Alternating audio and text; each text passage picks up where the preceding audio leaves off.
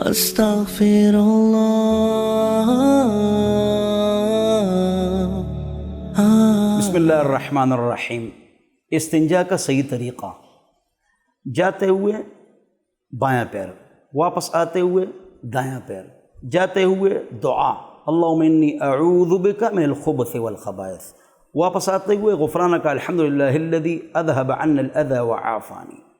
فی الحال یاد نہیں ہے، یاد کرو۔ جاتے ہوئے اعوذ باللہ، واپس آتے ہوئے غفرانک۔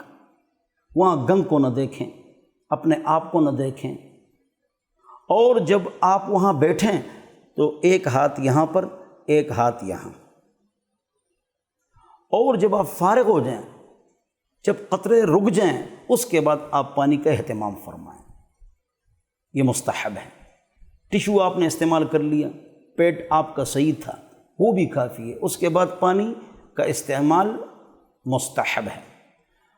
ہوا خارج ہو جائے یا خون نکل جائے، اس میں صرف آپ نے کیا کرنا ہے؟ وضو کرنا ہے، اس میں استنجاء نہیں۔ تو جب اپنے آپ کو آپ صاف کریں گے تو یہ طریقہ ہے کہ بائیں ہاتھ کی 3 انگلیاں، ایک انگلی آگے، اپنے آپ کو صاف کر لیا، پھر ہاتھ صابن سے دھو لیں۔ اس سے بدبو جاتی ہے، اس کو صاف کرنا ہے۔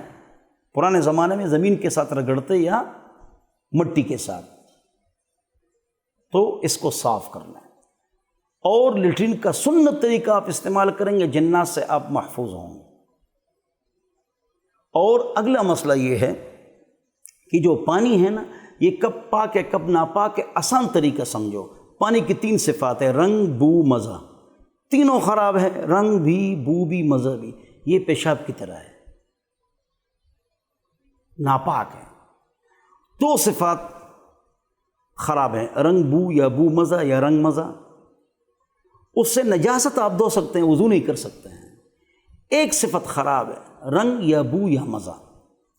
تو آپ نجاست بھی دھو سکتے ہیں، وضو بھی کر سکتے ہیں، لیکن پینے کے لیے استعمال مت کرو، اس لیے کہ صحت کے لیے نقصان دہ ہے۔ اللہ ہم سب کو دین سمجھنے کی توفیق نصیب فرمائے۔